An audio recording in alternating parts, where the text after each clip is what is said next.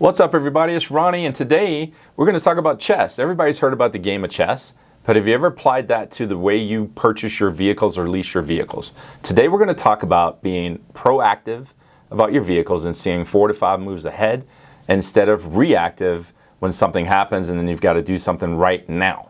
So stay with me. We're going to start this video right now.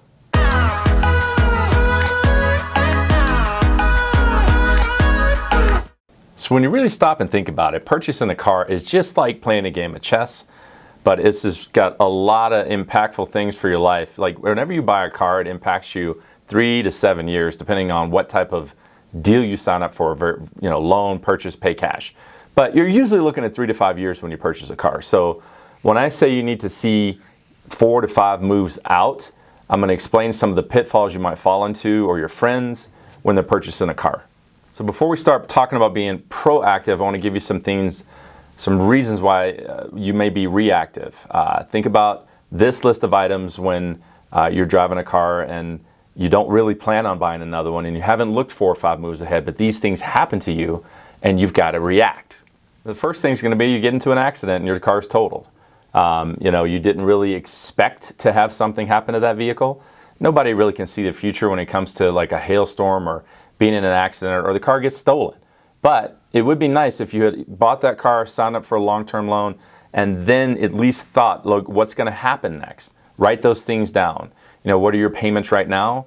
What could you afford in the future if something happened to that car? So it may not be something fun to think about, but you should keep that in the back of your mind that can make you be reactive if you're in a total loss incident or your car gets stolen.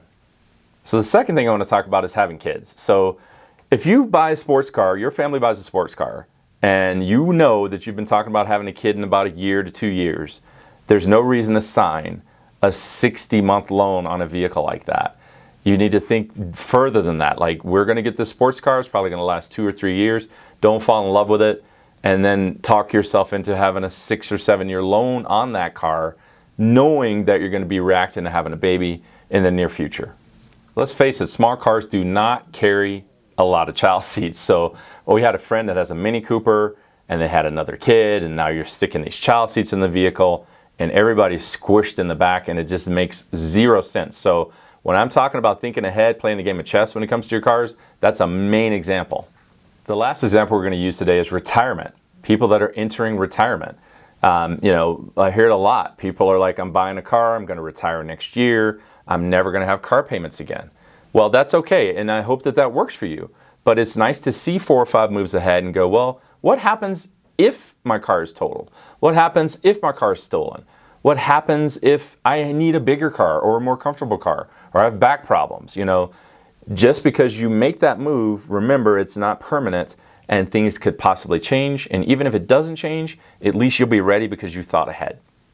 So now let's talk about ways you can be proactive to help you think about your vehicles more than just today. So what I want you to try to do is write down what you're going to use your vehicle for the next 3 years. And the reason why I use 3 years is because that's just a typical trade cycle for the average person right now in Colorado Springs. I don't know what it is in your town, but in Colorado Springs it's about 30 to 32 months. So you may be the exception, but think about what you want your vehicle to do for the next 3 years. The first example you should always think about is how much space, right? So if you're getting ready to buy a car today and you're looking at a 2-door or 4-door car that doesn't have a lot of space, but you also know that you were planning on adopting a child or having a child or whatever you're going to do with your family unit's going to get bigger, try to think about how this is going to affect you for the next 3 years. And so you want to have enough space.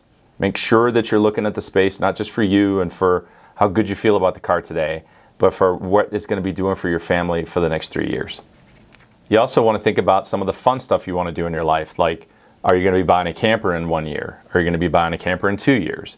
If you have a vehicle that does not pull the type of weight that these campers weigh, and I'm talking like 4,000 or 5,000 pound campers, don't sign a long-term loan on a vehicle today knowing that you're going to be trying to buy that camper in another couple of years. Maybe you need to hold off on purchasing the car right now and then purchase one later that actually gives you the performance that you need for that camper. Also, you want to take a look at your driving habits, like how many miles are you driving to work every day?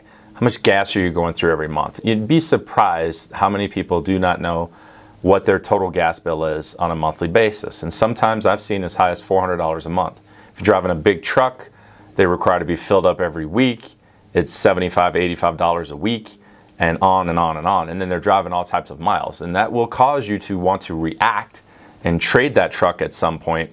But if you at least give yourself this knowledge going into this particular transaction, maybe we can see out 3 years on how you're going to be using the vehicle, how much distance, how much wear and tear. That helps you project this a lot better when it comes to the total cost of ownership, including repairs and maintenance and tires and gas and all of those things. Another thing you want to think about is, where will you be in 3 years? Where will you be? You know, you ever heard people ask you, like, where do you see yourself in 5 years? You know, in a job interview? Well, in a car interview for yourself, you should ask yourself, where do we plan on being in 3 years? Are we going to move? Because if today you're only work 15 minutes away from your office, or live 15 minutes away from your office, and you move it within 3 years and you move 20 or 30 minutes away, that's going to change your driving habits altogether. So you want to think about that before you purchase today and sign a long-term contract, and then things change that you have to react to later. So today we wanted to talk to you a little bit about trying to treat your vehicle as a chess move instead of just like going to Burger King. You know, we don't want to just continue to have car transactions that impact us for 6 to 7 years.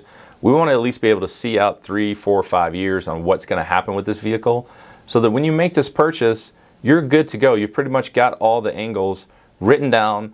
You can ask yourself what's going to happen next, you know, when we're done with this vehicle, because they are changing like lightning. The technology is just crazy what they're putting in these automobiles. So, you know, I hope this helped you think about that and help you spark some energy to go, all right, I need to think about this instead of just impulsively doing it.